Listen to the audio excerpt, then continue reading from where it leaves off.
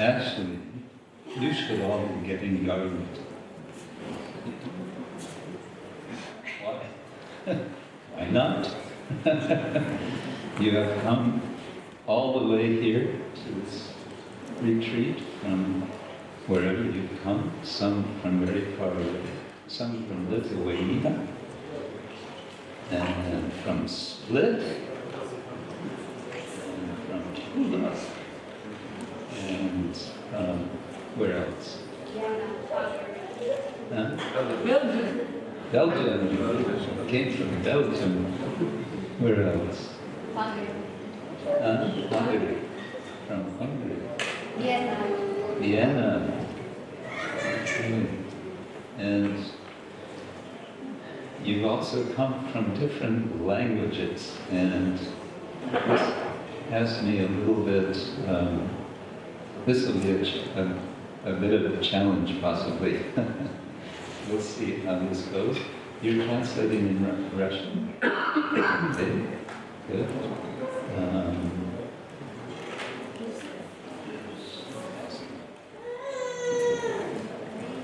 Something to work. Now,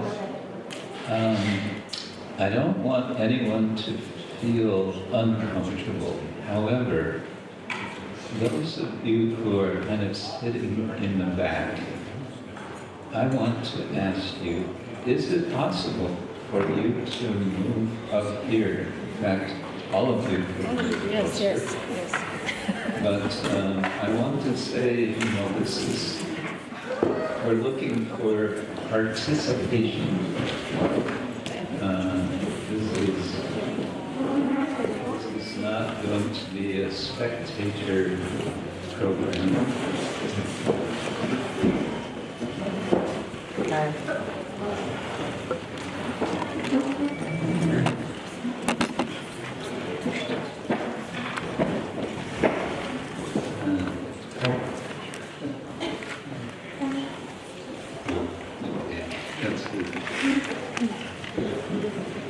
Okay, so what are we doing with our program? As I explained very briefly yesterday evening, our program is called Yoga, the Art of Play. In English, the word play has a double meaning. It can mean play as being playful, doing something without any particular purpose, and being play.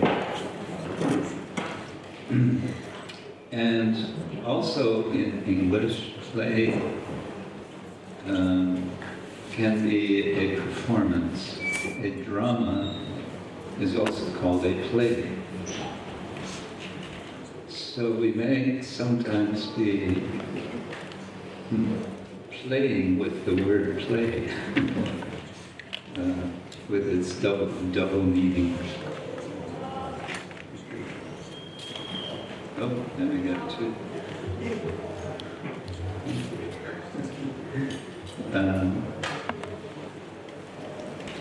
Also, as I explained briefly yesterday, I sort of justified this topic with a verse from Bhagavad-gītā. Krishna says in the 6th chapter, I think it's verse 17, Yukta hara vihārasya yukta cheshtasya karmasu, yukta sapna bodhasya, yoga bhagati, dukkha ha. Dukkha ha. That ha at the end of the verse is quite important. It means taking away, removing. So dukkha ha means removing dukkha. What is dukkha? Misery, suffering, pain, all those things we don't like, all those things we would like to be free of. What is what is usually the opposite of dukkha? Sukha. Yeah. Actually, one explanation of the words, both words, is there's du and ka, and there's su and ka. And ka means ether, the atmosphere. And su means good. So good atmosphere, a good feel. And du is the opposite of that. So dukkha ha, we want to, I think everyone would be interested in removing misery. And Krishna gives this amazing little formula for how to do it. Yukta hara, first of all, he repeats the word yukta several times, 4 times. And yukta is related to the word yoga. Sometimes Krishna will speak of yoga yukta, being yoked in yoga. So it's just a form of yoga that's, okay, it's called the past passive participle in English. It can also mean something like engaged. But in this context, it can mean something like appropriate or moderate. So yukta ahara, ahara means eating, or more broadly it means consuming. We live, I don't know how much in Serbia, but in much of the Western world, we often speak of living in a consumer society. Everyone is consuming. So yuktahara is moderation in consumption. Yuktahara viharasya, and yukta applies to vihara as well as ahara. Vihara is recreation, it's play, it's relaxing, it's can mean sport. Yeah. And so Krishna says yukta vihara, appropriate or balanced or moderate engagement in relaxation, in play. Srila Prabhupada at least once said that our play, our relaxation is kirtan. What do devotees do for sport? They do kirtan. But kirtan is a very broad term. It can include so many things, including drama. The rest of the verse, yukta haraviharasa yukta cheshtasya karmasu, the endeavor we heard this morning about cheshta rupa bhakti and bhava rupa bhakti from Rupa Goswami. Cheshta means endeavor. It means effort. So yukta cheshtasya karmasu, with respect to, in regard to karma, action, the endeavor, the work that we do. Again, yukta, let it be balanced, let it be moderate. Don't overdo it, don't underdo it. Do the right, do what is the optimum. And then, yukta svapna avabodhasya, and be moderate in sleeping and being awake. Yogo bhavati dukkha. Then there is the removal of dukkha. So we have this nice little formula, but then the question can naturally come, so how do I know what is yukta, what is appropriate, what is balanced, what is not balanced? Well, that's what we learn in the whole process of the whole culture of bhakti, isn't it? We learn from the sadhus, we learn from the shastras, and we learn from the guru, and we also learn from our own experience. And therefore, and we heard also from Kshetra Swami the importance of experience for having shraddha, for having faith. Unfortunately, I couldn't listen to Bhaktivedanta Tirtha Maharaj's talk on shraddha. What is it? Heroism? Shraddha, heroism? Something. Hero's journey. The heroic path of shraddha. Yeah. Such an amazing, such a nice title. So I wasn't able to hear that, but I think we can all agree that experience is important for the cultivation of faith. And it's also important for the better understanding of what is balance in our lives. And to the subject of balance, I always like to refer to the example that the late Kṛṣṇa Swami used to give of juggling. We have 3 items to juggle. One is our personal maintenance and everything that includes, all kinds of practical things. That's one of the 3 batons, if you like. And the second baton we have to juggle is our sadhana, our daily practices of sadhana bhakti.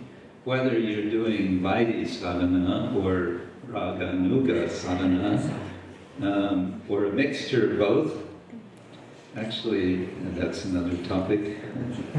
But they're both sadhana, they're both practice, which means they lead to sadhya, they lead to a destination, to a goal. So those are 2 of the batons, and a third baton. What is the third baton? Mission. It's the mission. Yes, we have a mission. The mission to expand our mission. The mission to expand our mission. To welcome more persons, more people into the sadhana, the practice of bhakti, the association of devotees. So we can also think of yukta in those terms, of balancing these 3. And a nice point was made by one gentleman who I was explaining this to, that I think he is an experienced juggler, that when you juggle, and do we have any jugglers here? Experienced jugglers? No jugglers. juggling has gone out of style. So, when you're juggling, where do you focus your attention? In the center. Middle. Middle, center. Straight ahead. Huh? Also at the back. Back of the head? Center. Yeah. Oh, okay. Anyway, the point here, the analogy is one is focusing on Krishna in all, with regard to all three, right? So, yeah. So this is the frame. This is the idea of what we want to do, and how we're going to do this is in different ways. And part of this remains to be seen. Now, what I would like to do now is a bit of a icebreaker. You know this expression, icebreaker? Mm-hmm. Taking ice and breaking it. So, but I don't know how well this, well, I think we can do it. So those of you with earphones, you'll just have to set them aside for a couple of minutes. Because what I would like you all to do, if you don't mind, is everyone rise, everyone stand up.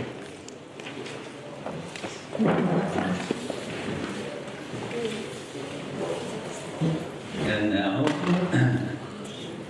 I'd like you all to go around to each and every other person in the room and just look at them in the eyes and smile and say, Namaste.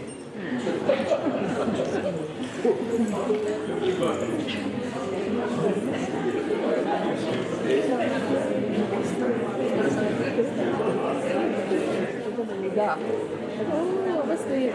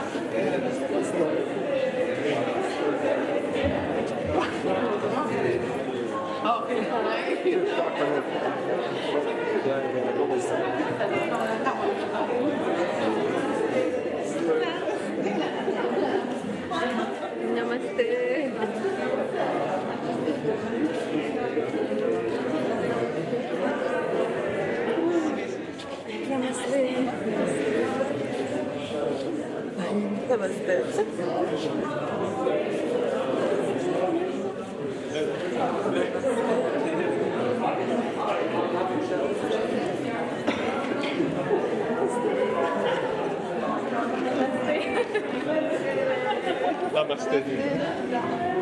Oh, namaste.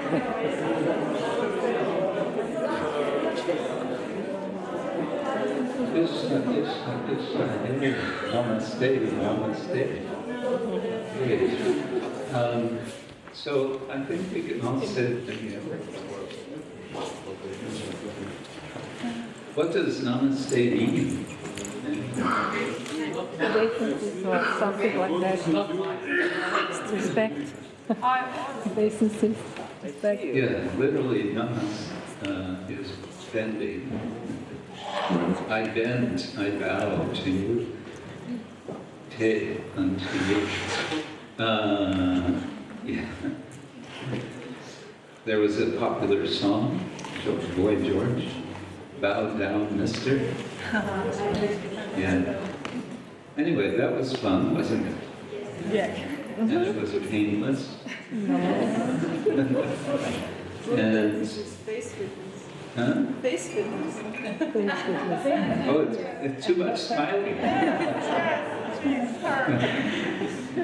Okay, now what I'd like you to do is find someone else, and of course you can do this in your own languages. Find someone who you don't know so well, and just very briefly tell each other your story. Now, what is your story? It could be how you first met devotees. That's an easy one. It could be I was born in such and such a place, and whatever story you want to tell, but keep it brief and keep it not too complicated, okay? Because we'd like to, I'll have to see if we can do this, but this is a lot of what we'll do is a bit experimental, have afterwards the one who has listened to report what the one speaking has spoken, but not back, but to us, to everyone. Oh, we're not going to have time for everyone to do this, but maybe a few of you. And here's the interesting thing is that you report what the other person has reported as if you are that person. As if you are that person with the same gestures and the same tone of voice. Now the plot thickens. Namaste, that was easy. Okay. Is that clear, what we're doing? But let's make it with someone you're less familiar with, not your, just anyone, not just someone you already know so well, okay? That may mean moving around a bit. And, okay, this is, a bit stretching yourself. You speak your language? Pokušavate pronađen.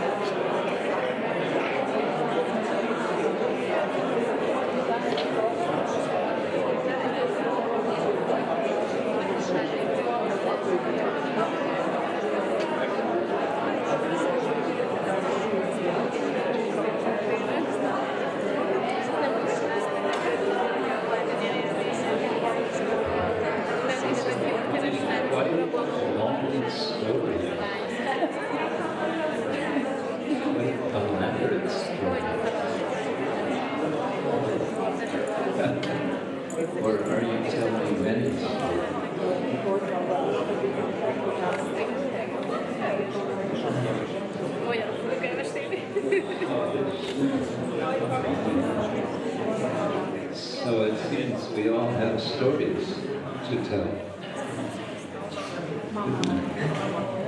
That's interesting to think about. We each have our story, or we have many stories. We have many stories, like, you know, it happened to me yesterday. I went to the supermarket and whatever. Right?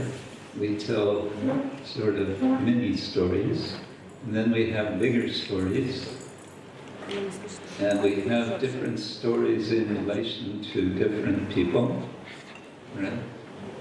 And we have also another story as Vaishnavas, as aspiring Vaishnavas, how we are becoming part of Krishna's story. Yeah, that's the big story.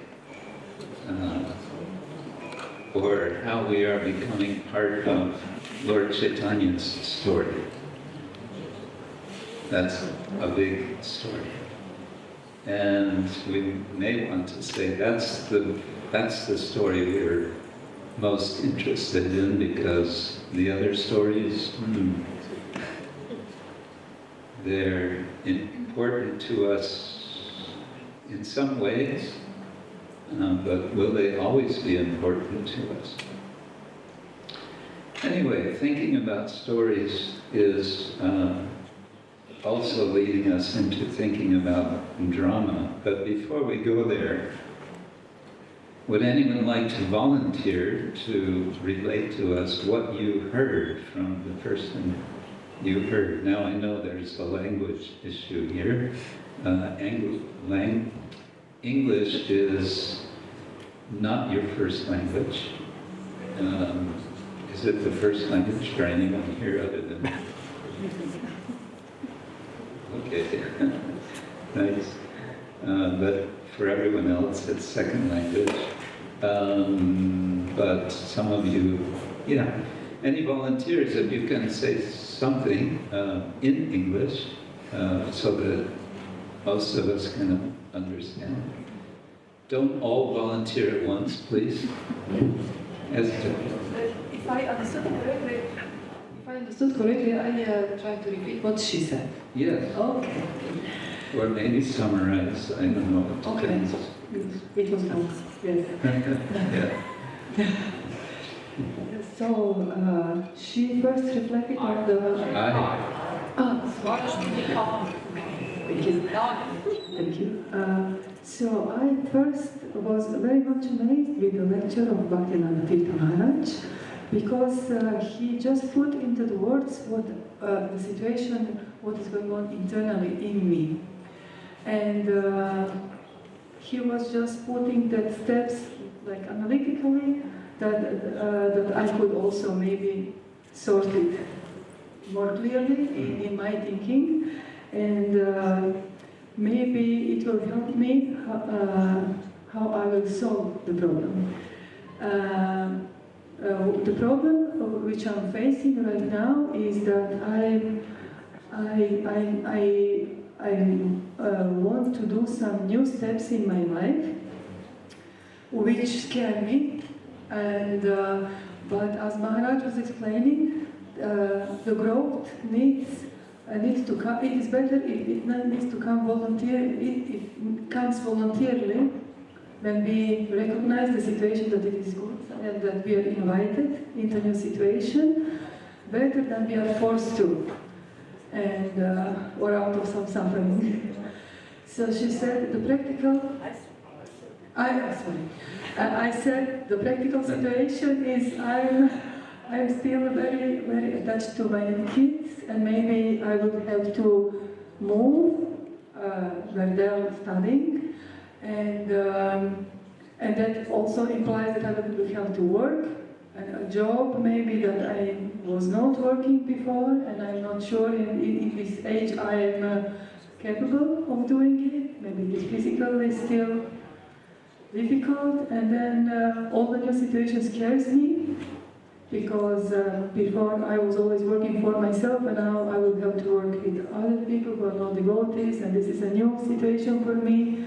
And then I also got from senior devotees and from Shiksha gurus, I got different ideas, different suggestions, and I know I have to do something, but I'm not sure what. Are you satisfied with her representation? Maybe I was too long, so the ending is actually that I got the same instruction from the different mentors and Shiksha gurus, which were actually explained in the different ways, but all are leading to come completely to Krishna conscious life and become vanaprastha.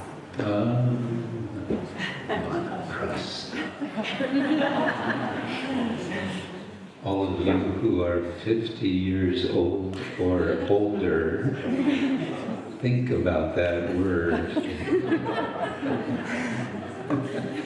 And those of you who are not yet 50 years old, you can also start to think about that word. Anyway, thank you.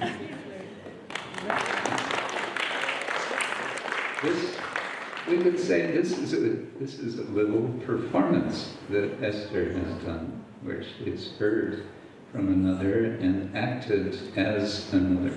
In this case, remind me of your good name. Malika. Yes. So, anyone else want to try this? Don't all volunteer at once.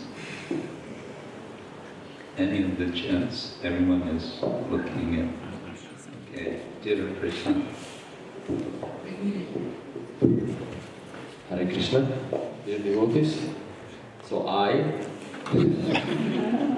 came first in contact with the devotees in 1990. There was a concert by Nityananda Band in Yelovak, and I attended the concert and I was quite attracted, but it was not crucial really to join. I just liked it because I hadn't finished yet my secondary school, so it was just transitory. Now the next time, in 1991, when the war started, I happened to come across the signs of self-realization in an abandoned house. There were some magazines and there was this book, and I took the book home and I read it, and this kind of sank in a bit more. And then finally, in 1993, when one friend of mine invited me to a program with devotees, that was the breaking point. I really saw and started then also practicing afterwards. Basically, that's it. So that was the beginning. So that was a little performance also. And that was interesting as a story with 3 stages, right? 3 distinct phases or stages, you can say. First this happened, then that happened, and then this happened, and then it was all. Yeah, that's nice. Maybe one more volunteer for this. Yes. What is your name? His name? Yours? My name is Govindaram. Huh? Govindaram. Govindaram. I'm being him. Yes. So I'm Avadhuta Rayadas. You made notes. Okay. Yeah. Right, back in the day, I was attending a musical academy, and one day a friend of mine turned up with a bag wrapped around his hand rather, and I honestly thought it injured himself, and asked him what happened. So this particular friend took his beads out of his bag and showed me and explained to me what it was. I, being an Orthodox Christian and coming from a very Orthodox Christian background, practically sneered at him. And when he said that this, his philosophy came from the India, I then the thought came to my mind that everything from the East was belonged to the devil. And so this relationship continued in a very acrimonious way, and after a while, my friend decided not to speak to me anymore and associate with me. And during this 6 months of rejection and neglect, I continued to think about Krishna and Vishnu, and I even went to research Krishna and Vishnu in the encyclopedia, and I found no evidence that Krishna or Vishnu had anything to do with the devil.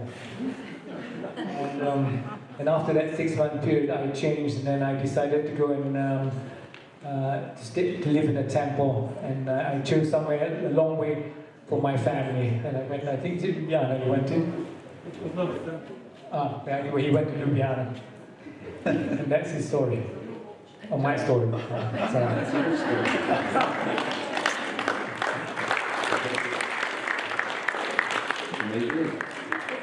Good performance with the help of notes. Yeah. Which reminds me something I like to emphasize for devotees about, well, drama performance for groups of devotees, for devotee events. Well, a general point I want to make is I think we would all benefit from more performance of dramas in the society of devotees. They really bring devotees together in ways that, of course there's kirtan and so on, but there's something magical about the stage. The stage is it's a different kind of place. One could say a lot about that, but we don't generally do a whole lot of drama. Why? Because it's time-consuming to organize, and to do a good drama may require memorizing lines, and especially in this age, Manda sumanda matayo mandavadya hi upadruta. This is the age of Kali, when our minds are manda, they're slow. And so we have trouble memorizing lines, unless we are professional actors. So there's a solution. And the solution is to make what can be called radio drama. Radio drama, you've all heard dramas on radio, right? You've heard dramatic performances on the radio. And we all know that they who are doing those dramas are reading the script. We don't see them because it's radio, so you can only hear. But we know they're reading script, and they're reading it dramatically. And a good radio drama may have lots of sound effects and music and so on. But the point I want to make is that one way to do a drama in a group, in an event, is where all the performers have the script right in front of them. And you just introduce to the audience that we're going to do a drama now in this particular way. And if it's been prepared nicely, if it's a nice script, and if the performers have prepared nicely, they can read dramatically. It can be very powerful, and you don't need anything in terms of stage props. And if you have sound or sound effects or whatever, that may be good, but it may not be necessary either. You can also have, instead of sound effects, you can sometimes have someone be a sound, a voice. You can have someone singing, or you can have someone making, appropriate or special or scary sounds. When I was in high school, I joined one drama performance, the whole time only one performance in the drama class, and I don't remember what the drama was about. All I remember is my role was to be a ghost who screams. And I really got the scream down. I really screamed so that everyone really felt a cold shiver go down their spine. Anyway, that's off the subject. But I'm just sort of thinking about the notes. Yes, you can use a script and make a very nice performance, even with a written script.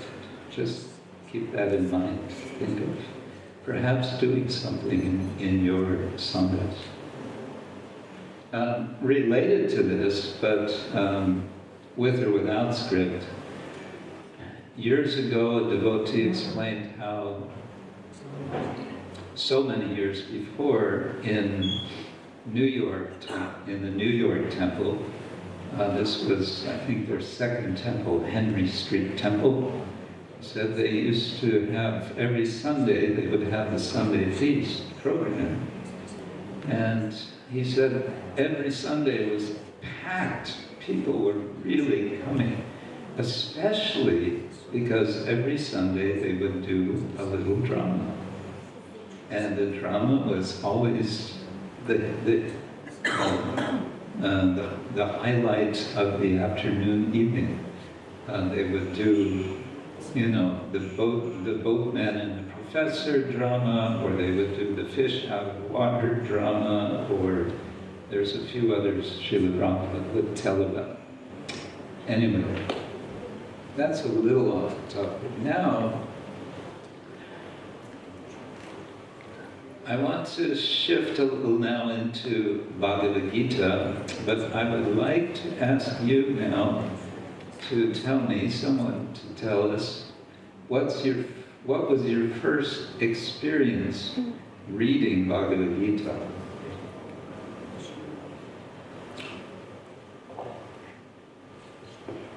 Everyone looks like, my first experience? Huh? Yeah, in my life actually I came first across perfect questions, perfect answers, then after that was Bhagavatam. So very late came Bhagavad-gītā later, and finally I got this Bhagavad-gītā and started reading, but I had the impression from the core that would be something very exciting, some war will be there. So I started reading and saw these names and I thought, wow, this is some preparation. And then I thought, wow, I can't wait for the war. And then I think nothing is happening, and then let me see in the middle of the book, maybe. And then in the middle of the book is again some philosophy. So that was my first experience with Bhagavad-gītā. Now, wait, don't take the mic away. We're going to put you a little on the spot now. And you come up here and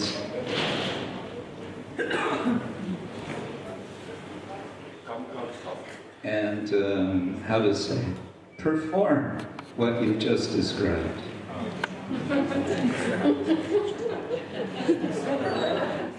We need a book, we need a Bhagavad-gītā.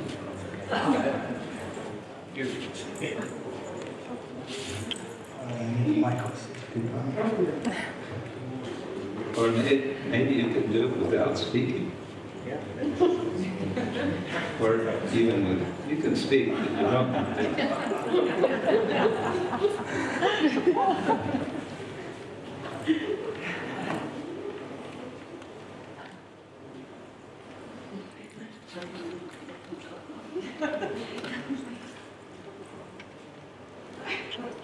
Počinje.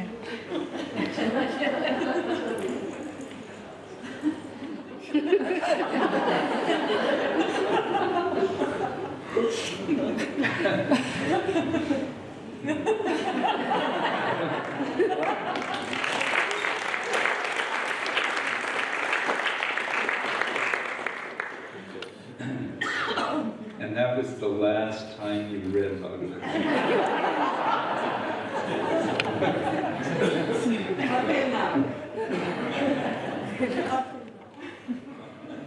Anyone else? Now that you know, I'm going to ask you to come up here. Present. First time you read Bhagavad-gītā. Oh, yes. Prvi dodir s Bhagavad-gītom je da sam se probudila u spavačici, neko je zvonio na vrata i ja sam otvorila. I bio je bakta s puno knjiga u Sarajevu. I onda sam kupila Bhagavad-gītu. Sestra je kupila savršena pitanja, savršeni odgovori i odmah je otišla, ja sam ostala i imala sam ušteđeni novac između knjiga i onda sam je uzela baš i ovo izdanje bilo srpsko. Ne znam da li razumijem. To je moj prvi susret i kako sam je zagrlila i ona svijetila sam. Odmah sam tako prvi susret i onda sam počela začiti.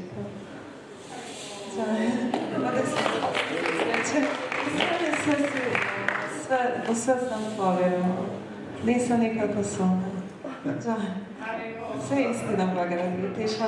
A moram samo reći, svidjelo mi se, prije Bhagavad-gīte sam čitala Hermana Hessa, rekli su to je teško, to ne može. Pa baš sam mislila, sad ću sve njegove knjige pročitam. Pa kad sam iza vidjela komentar Hermana Hessa, ovo predivno otkrovenje, ova životna mudrost, ono znači drago me što nam je potrebno. Dosta je utjecalo to da sam odmah željela tu knjigu. Rekli su da je to Biblija i tiska. Bila sretna. Hvala. Jai. I wish I could understand. We'll get a purport. Okay. One other. Let's have one more Bhagavad-gītā encounter experience. Yes. Do you want to just come up front and tell and demonstrate all at once? Yes. Why not? In English, if you ask me.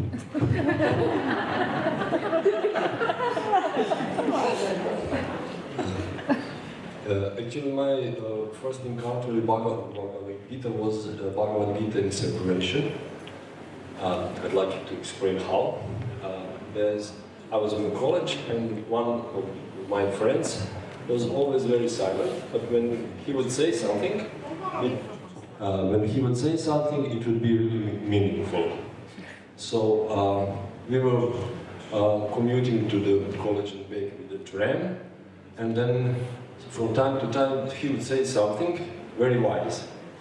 And I would think for days about these things. At one point I told him, "Where do you find these things, you know?"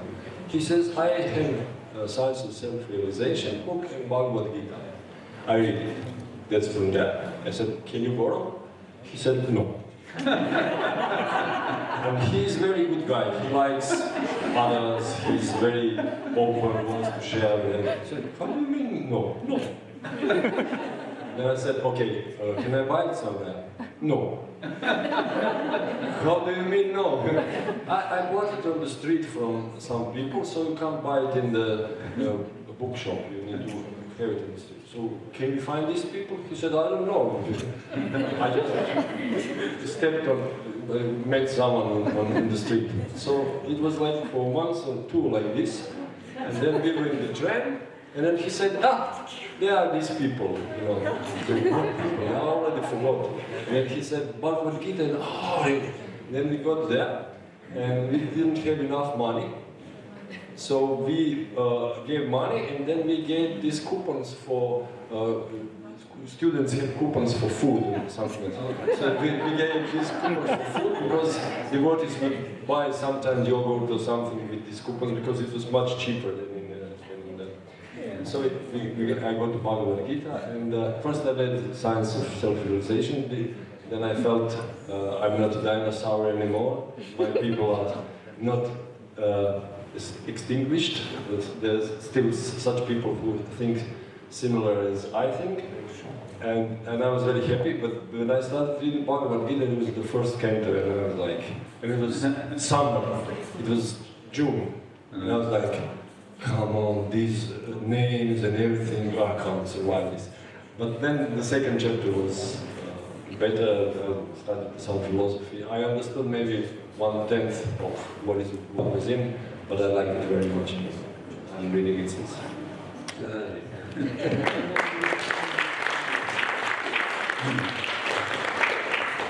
Bhagavad-gītā in separation. You even had a title for your presentation. That's very good. So now we're talking about Bhagavad-gītā. Yesterday evening, I mentioned that one theme that I want to weave into this subject of yoga, the art of play, is the idea of leadership. Leadership. Oh my God, what is he talking about?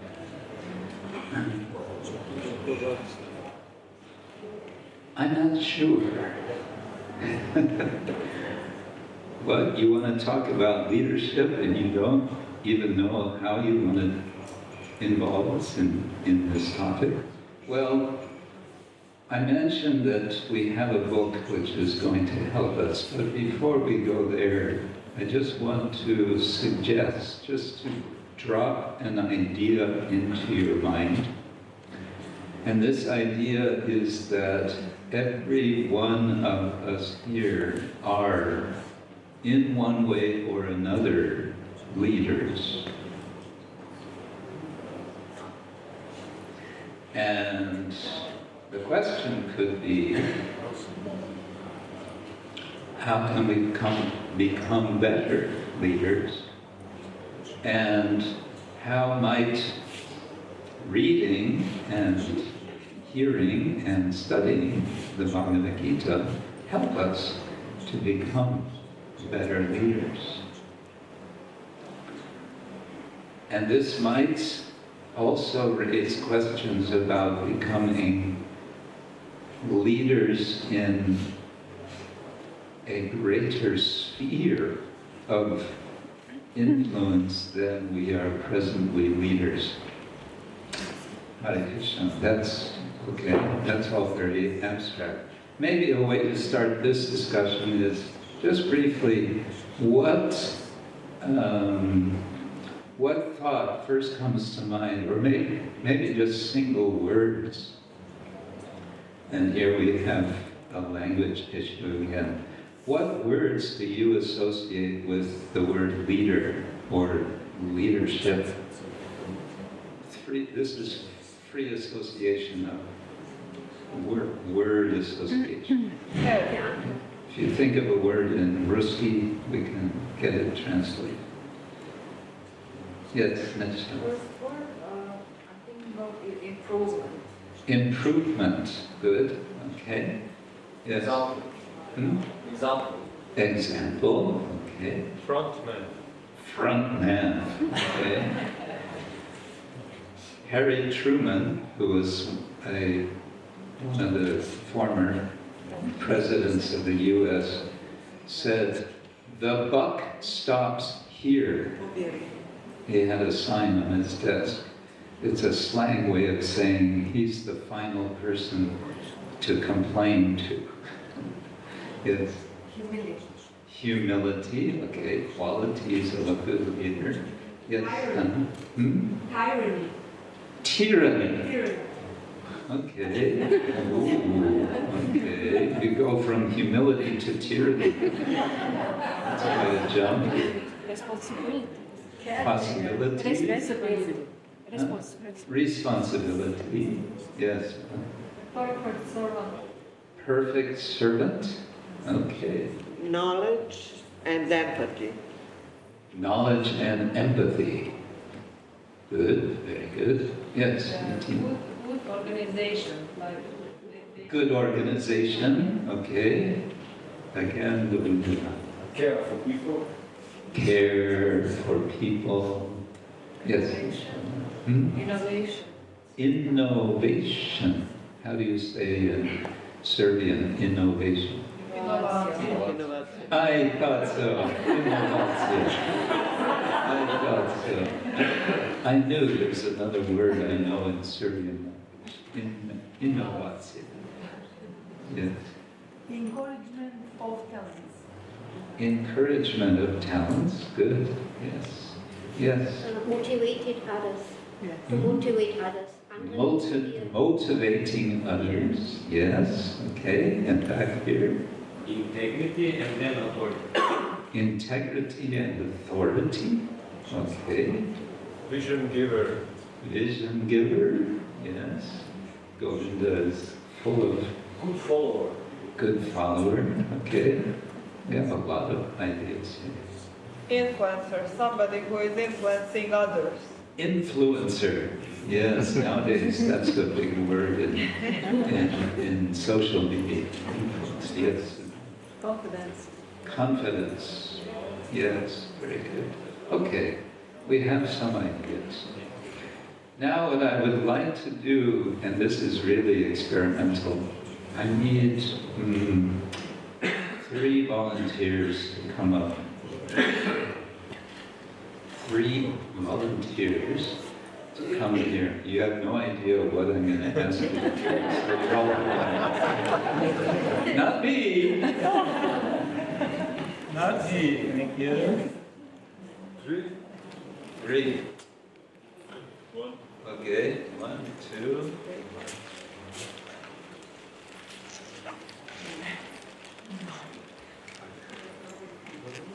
Okay, 3. Now, one of you is Krishna. You're Krishna, okay. One of you is Arjuna. You'll be Arjuna, okay. And the third of you, you are a sculptor. Sculptor. Yeah, but not that kind of sculptor. I have to explain. She's already performed. Wait, slow down. Let me explain first. In French language, there is an expression, tableaux vivants. Anyone know this? Tableau vivant. Huh? A living picture. As Shachinandan Swami would say, you know everything. You speak French. So, tableau vivant. We want to make a tableau vivant with our bodies. And you're the sculptor, and you are the living the living, I don't want to just say bodies, but that's kind of how it is. And we want to make it, what are we doing? We want to get an expression of the essential mood in the first chapter of Bhagavad-gītā.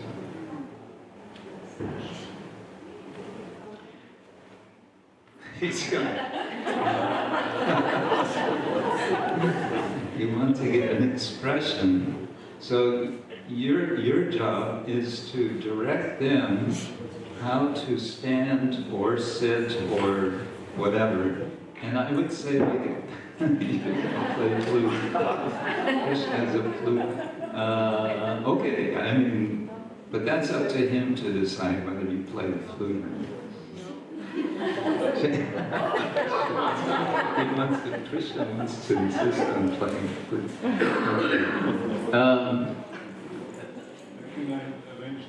Yes, you can arrange, but you know, we're not. If you were all men, then I could say you could physically put this arm here and that there. But they're ladies, so you will only do in a nice, how to say it, a nice way. Okay. So what you want them to do, you have to tell them how to.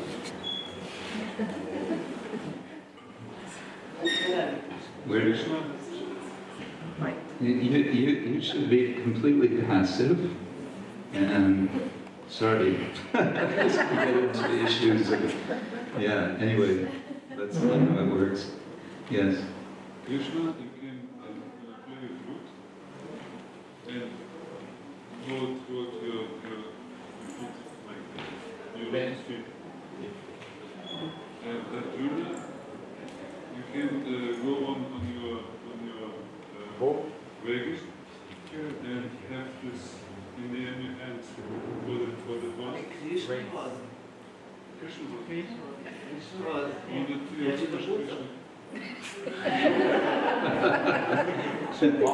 In the Bhagavad-gītā, it's Krishna who is driving the chariot.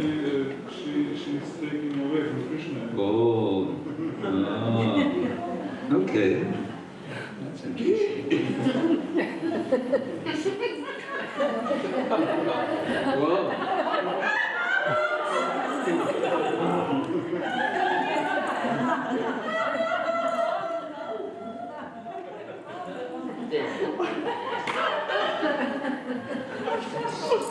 That's interesting. You're driving the chariot and playing the flute at the same time.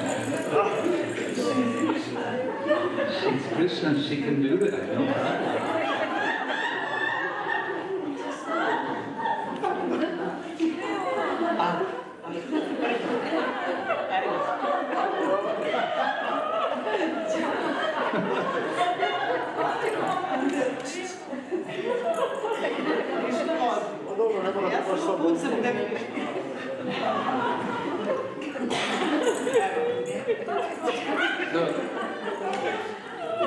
So let's okay.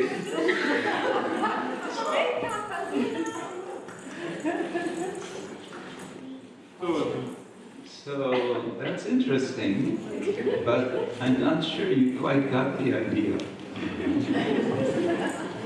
I think you've read the first chapter of Bhagavad-gītā, yeah? You're familiar with the first chapter of Bhagavad-gītā? Oh, okay, this is the problem. Well, let's leave that and let's ask for 3 other volunteers. Now that we know what we're doing. Okay? Thank you.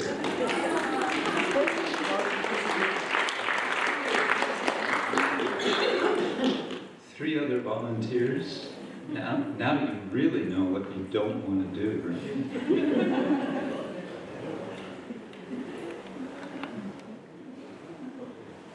Okay, yes, Gauranga.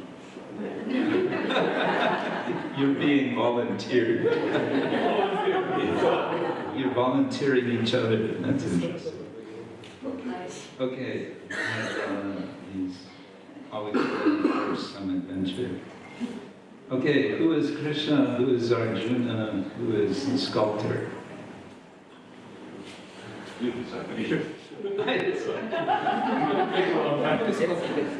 He's artist. He's an artist. You're an artist. Yes, you're the sculptor.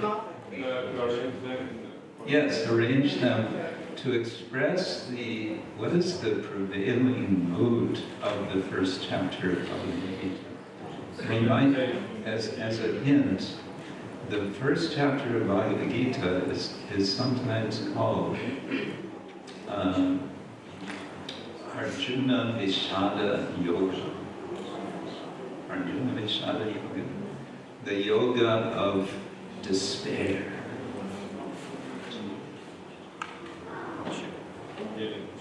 Yeah, you're getting tips. Go ahead. Okay, so we have... Who is Krishna? You decide. Yeah, you're good.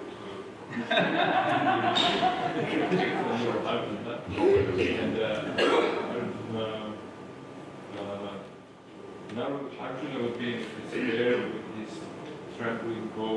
We are happy. Yeah, it's a live picture.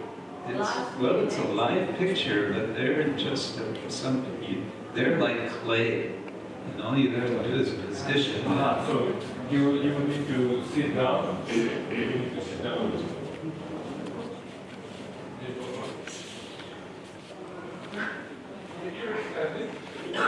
You're standing, you're asking him for permission. So maybe for the devotee, it's happy to sit. Stand. Okay. And you're in despair, and the other hand is holding your bow. It fell off.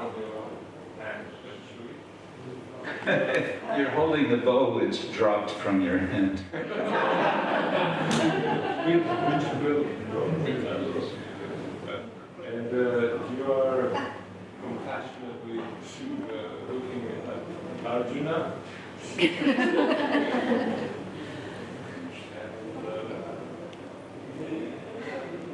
more compassion.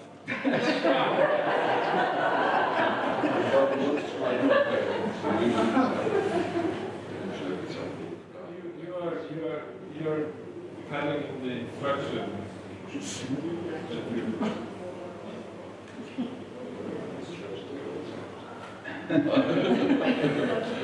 Yeah. Okay, now, that's good. Oh, there we go. All right. Wait, don't move. Now, let's shift slowly to chapter 2, verse number 7. Karpanyadosho bhavatasvabhava. So this is where Arjuna is requesting Krishna to be his guru.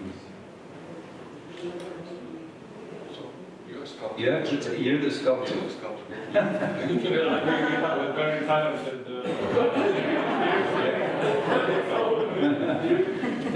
Yeah.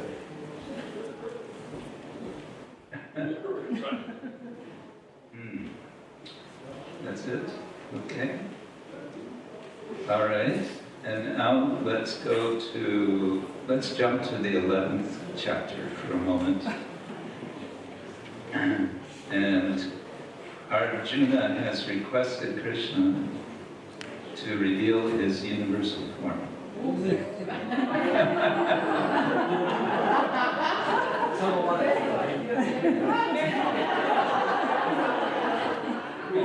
Yes, you can add.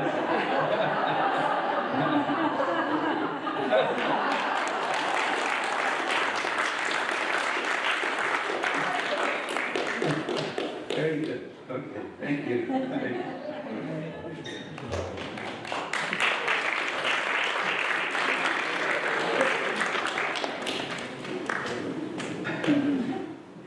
Yeah, this is fun. So, this is called, tableaux vivants. There's actually a tradition in India called Chanki, which is the same thing. It's a tableau, and it may involve many persons, and they'll be all dressed up in appropriate costumes, and they'll display, for example, Rasa Līlā or whatever, and they'll be in a frozen position, and people will come and they will take darshan. So it's like you're having darshan of a deity. This is one interesting way of performing and playing, so to say. But to jump back briefly before we end for today, and I want to, yes, before I end, I want to remember, before I forget, I hope that you will all come tomorrow, because we're going to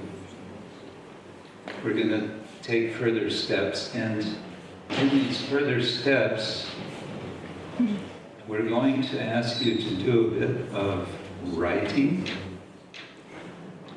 And so, if you could bring some paper and something to write with, yes,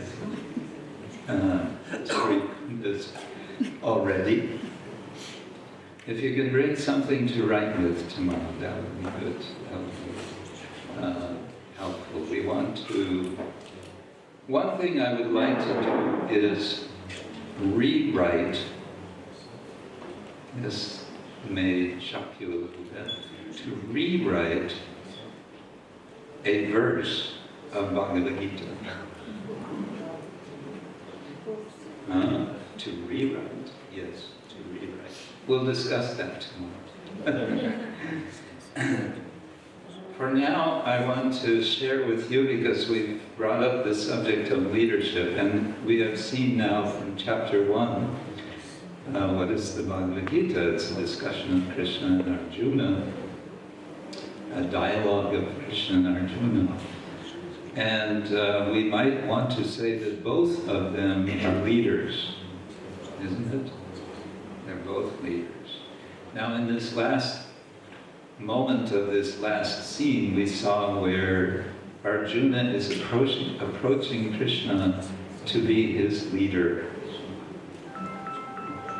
But Krishna is going to speak to Arjuna in a way which, one way to read the Bhagavad-gītā is he's teaching Arjuna how to be a leader.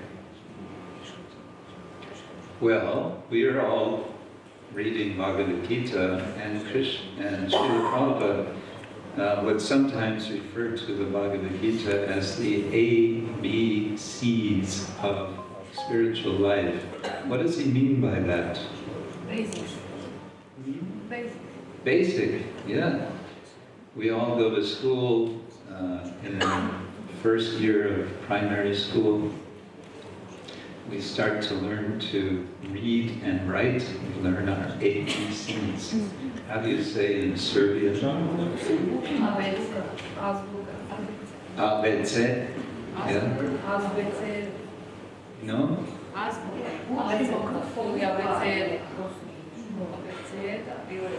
It's like Bosnia, Serbia. Anyway, you get the idea.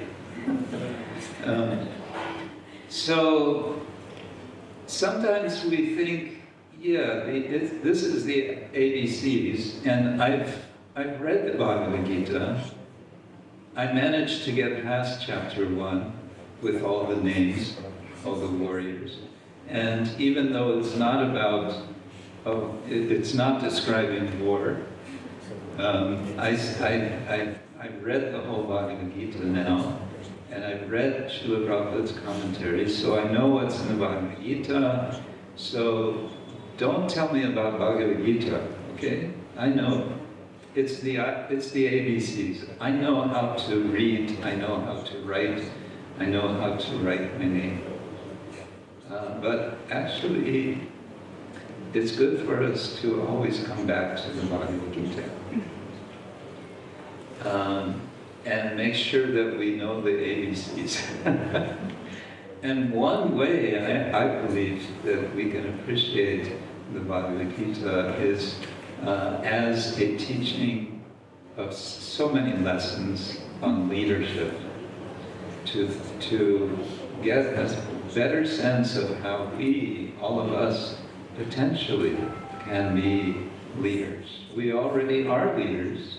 How can we be better leaders?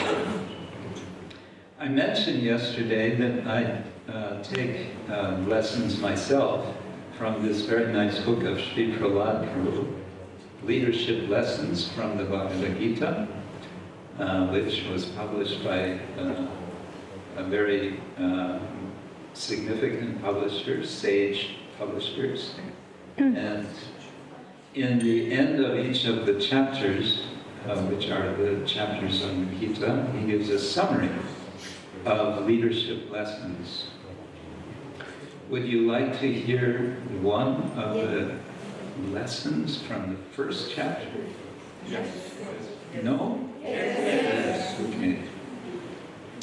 You should know your strengths and limitations as a leader, and be open to take support from those who are experts in areas where you are challenged or weak. This second part takes support from those who are experts in the areas where you are challenged or weak. I remember many years ago in Singachalam, Germany, the farm. We were all new, totally new to farming. I wasn't myself involved in farming, I was pujari. But the farmers, they kind of all thought, we know everything about farming because we're devotees. Wait a minute. Just because you're a devotee doesn't mean you know how to farm. It took some years for the devotees to get a little bit of humility to recognize that maybe, just maybe, they could learn something about farming from their neighbors, the neighbor farmers. What a radical thought. So now, I explain this, and you, for all of you, you recognize this is obvious. But sometimes we might not recognize that we could benefit from expertise in something. We can learn from others. And these others may or may not be devotees, depending on what it is that we want to accomplish. Again, that's maybe very obvious, but it's good to keep in mind. The first part, he says, you should know your strengths and limitations. Now, knowing our strengths and knowing our limitations can be a matter of experimentation. We may not know that we have some strength until we try. If we assume I know my strengths and limitations prematurely, we may lose opportunities to act in a leadership position. And coming back to this idea of being pulled, the Bhagavad-gītā, I would suggest, is inviting us, like Arjuna, to be pulled by Krishna, to be invited into a position where we might not otherwise go. In other words, Krishna is inviting us to take risks, to do something we may not know that we can do. So, we discover then that we may have a strength that we didn't know we had. Now you're all looking at me like, I don't believe it. Well, I'll leave that with you to reflect on. The second point that is made by Krishna, summarized, is your test as a true leader is whether you remain committed to observing spiritual principles in all contexts. So of course we make commitments, especially when we take shelter of Guru, when we accept vows of initiation. So this is talking about this in terms of leadership.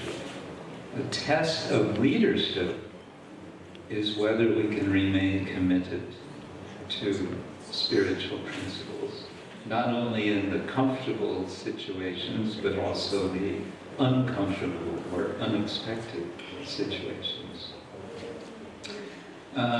He goes on, spiritual principles in all contexts, there being no context in which you show lack of diligence. You know the word diligence? Diligence means persistent, persistent. Keep trying, keep trying, keep trying. No context in which you show lack of diligence in striving to uphold, to keep up virtue or dharma. Does that make sense? So in every condition, you just keep going with your determination. So this is explained further, but I'm just giving you a touch of this for now. So, okay, we want to think about the Gita in terms of leadership. We want to also do some acting, some drama, and to make things a little more complicated, we want to bring in some help from Krishna in his different avatars. And you may well know that there are 10 prominent avatars. What are the 10 avatars? Actually, there's different lists, but what are the 10 avatars? Narasimha. Narasimha? Okay. Matsya, Kurma, Varaha, Rama, Buddha, Balaram, Kalki, Balaram, we got Parashuram, Varaha,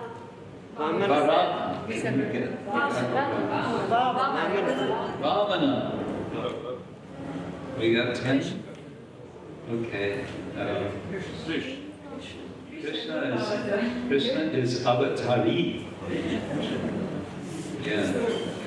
Okay, so we're going to, with the help of Mahajala and Anuradha, we're going to see how we're going to bring the 10 avatars into all of this. And we're going to then aim toward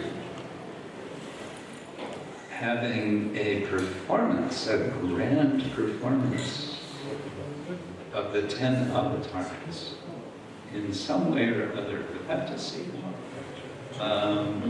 in the last evening of our camp. What do you think? Is that a good idea? Will you all take part?